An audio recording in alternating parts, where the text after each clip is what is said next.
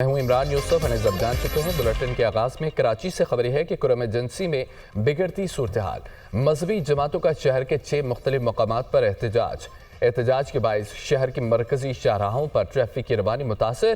University road, نمائ Chowrangi, مولیر، کالا board, north ناظم آباد، 5 star Chowrangi پر احتجاج کیا جا رہا ہے، جبکہ قائد آباد پل اور ابو الحسن اصفہانی روڈ پر بھی احتجاج کیا جا رہا ہے۔ کرم ایجنسی میں بگڑتی صورتحال ہے، مذہبی جماعتوں کا شہر کے 6 مختلف مقامات پر احتجاج کے باعث شہر کی مرکزی شاہراہوں پر ٹریفک کی روانی متاثر، جبکہ یونیورسٹی روڈ، نمائ چرنگی، مولیر، کالا روڈ، نارتھ ناظم آباد، 5 اسٹار چرنگی پر احتجاج کیا جا رہا ہے۔ قائد آباد پل اور ابو الحسن اصفہانی روڈ پر بھی احتجاج کیا جا رہا ہے۔ اب آپ کو بتائیں کہ کراچی میں 2 روز کے لیے دفعہ 144 نافذ کر دی گئی ہے۔ کمشنر نے نوٹیفیکیشن جاری کر دیا، نئے سال کے موقع پر ہوائی فائرنگ، آتش بازی پر پابندی ہوگی۔ نوٹیفیکیشن کے مطابق شہر میں دفعہ 144 کا نفاذ 31 دسمبر سے 1 جنوری 2025 تک ہوگا۔ نوٹیفیکیشن بھی جاری کر دیا گیا ہے، خلاف ورزی کرنے والوں کے خلاف سخت قانونی کارروائی کی جائے گی۔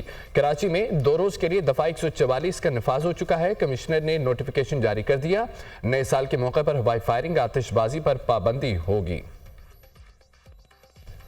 بانی پی ٹی آئی کی منتقلی کا سوال ہی پیدا نہیں ہوتا۔ پروگرام دنیا مہر بخاری کے ساتھ میں گفتگو کرتے ہوئے وفاقی وزیر اطلاعات عطا طارق نے کہا کہ بانی پی ٹی آئی کو نہ ڈیل آفر کی گئی ہے، نہ ہی ڈھیل آفر کی گئی۔ بانی پی ٹی آئی کے مقدمات عدالتوں میں ہیں تو ہم ڈیل آفر کرنے والے کون ہوتے ہیں؟ اگر ڈیل کی پیشکش کی گئی ہے تو وہ یہ بھی بتا دیتے کہ ڈیل کس نے آفر کی۔ عطا طارق نے یہ دعویٰ کیا ہے کہ بانی پی ٹی آئی کی رہائی کے حوالے سے حکومت پر کسی قسم کا بیرونی دباؤ نہیں ہے، حکومت سے سرکاری یا غیر سرکاری کسی سطح پر کوئی رابطہ نہیں ہوا۔ یا تو بتا دیتے کہ یہ ڈیل کس نے دی، کون یہ پیغام لے کے آیا، اس کی کیا براڈ ٹرمز اینڈ کنڈیشنز تھیں۔ دیکھیں، یہ تو منتقلی کا تو سوال ہی پیدا نہیں ہوتا۔ کوئی ڈیل نہ آفر کی گئی ہے، نہ ڈیل آفر کی گئی ہے، اور اگر دیکھیے وہ کن بنیادوں پہ کی جائے گی۔ کیسز ان کے کورٹ آف لاء میں ہیں، وہ عدالتوں نے ان کے فیصلے کرنے ہیں، تو پھر ڈیل دینے والے ہم کون ہوتے ہیں؟ انٹرنیشنل پریشر ابھی تو کوئی نہیں بڑھا، کوئی سرکاری طور پہ، غیر سرکاری طور پہ کوئی کمیونیکیشن ایسی نہیں ہوئی۔ سپریم کورٹ بار ایسوسی ایشن کی آل پاکستان وکلاء ایکشن کمیٹی کے بیان کی مذمت۔ صدر سپریم کورٹ بار نے رد عمل دیتے ہوئے کہا ہے کہ ایسے بیانات کا مقصد جوڈیشل کمیشن کی منصفانہ کارروائی کو نقصان پہنچانا ہے۔ جسٹس امین الدین خان کی سربراہی میں آئینی بینچ کو 6 ماہ توسیع دینے کا فیصلہ قابل ستائش ہے۔ آل پاکستان وکلاء ایکشن کمیٹی کا بیان سیاسی مہم کا حصہ ہے۔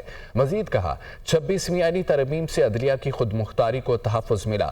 غیر منتخب نمائندگان کی طرف سے ایسے بیانات پر پاکستان بار کونسل کارروائی کرے۔ جوڈیشل کمیشن اور آئینی بینچ پر مکمل اعتماد کا اظہار کرتے ہیں۔ جوڈیشل کمیشن میں عدلیہ اور ایگزیکٹو کی مساوی نمائندگی ہے۔ ایسے بیانات کا مقصد عدلیہ کی ساکھ کو نقصان پہنچانا ہے۔ چیف جسٹس یحییٰ افریدی کے مختلف بار ایسوسی ایشن سے ملاقات۔ چیف جسٹس یحییٰ افریدی نے ہائی کورٹ بار ایسوسی ایشن ملتان کو ویڈیو لنک سہولت کی فراہمی کی یقین دہانی کرائی۔ چیف جسٹس یحییٰ افریدی کہتے ہیں کہ عدلیہ انصاف کی فراہمی میں بار کی معاونت پر انحصار کرتی ہے۔ عدلیہ کو قانون کی تشریح اور بنیادی حقوق کے تحفظ کی ذمہ داری دی گئی ہے۔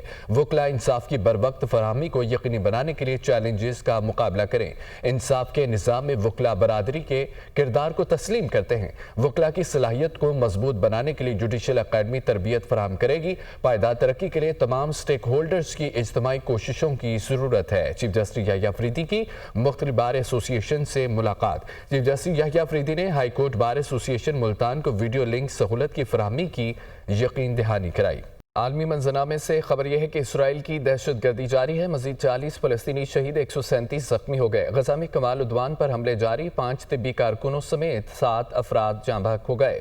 غزہ سٹی میں اسرائیلی فضائی حملے میں 8 افراد شہید ہوئے، متعدد زخمی ہو گئے۔ اسرائیلی فوج نے تل کرب میں گزشتہ روز 8 فلسطینیوں کو شہید کر دیا تھا۔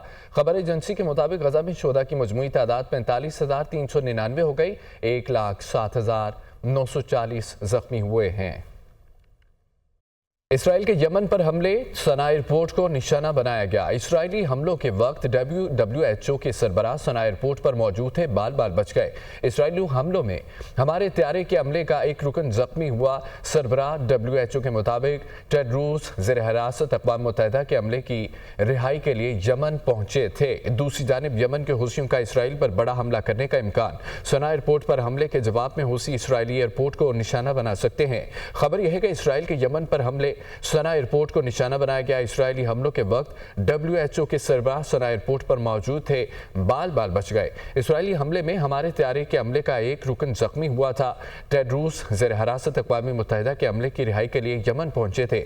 دوسری جانب یمن کے حوثیوں کا اسرائیل پر بڑا حملہ کرنے کا امکان۔ سنا ایئرپورٹ پر حملے کے جواب میں حوثی اسرائیلی ایئرپورٹ کو نشانہ بنا سکتے ہیں۔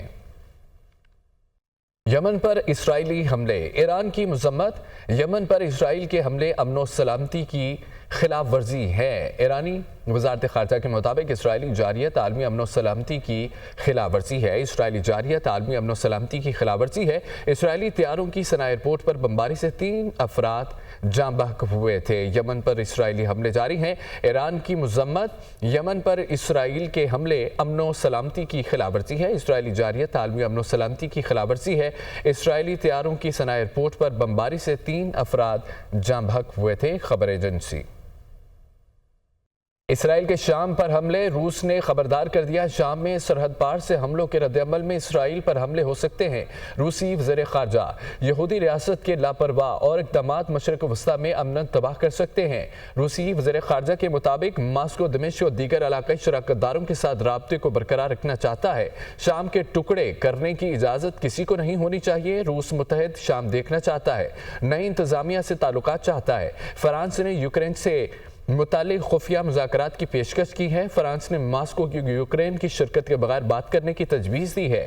روس کو ایسے خفیہ مذاکرات کرنے میں کوئی اعتراض نہیں ہے۔ سرگئی لاروف کی جانب سے یہ کہا گیا، اسرائیل نے شام پر حملے کیے۔ روس نے خبردار کر دیا شام میں سرحد پار سے حملوں کے رد عمل میں اسرائیل پر حملے ہو سکتے ہیں۔ روسی وزیر خارجہ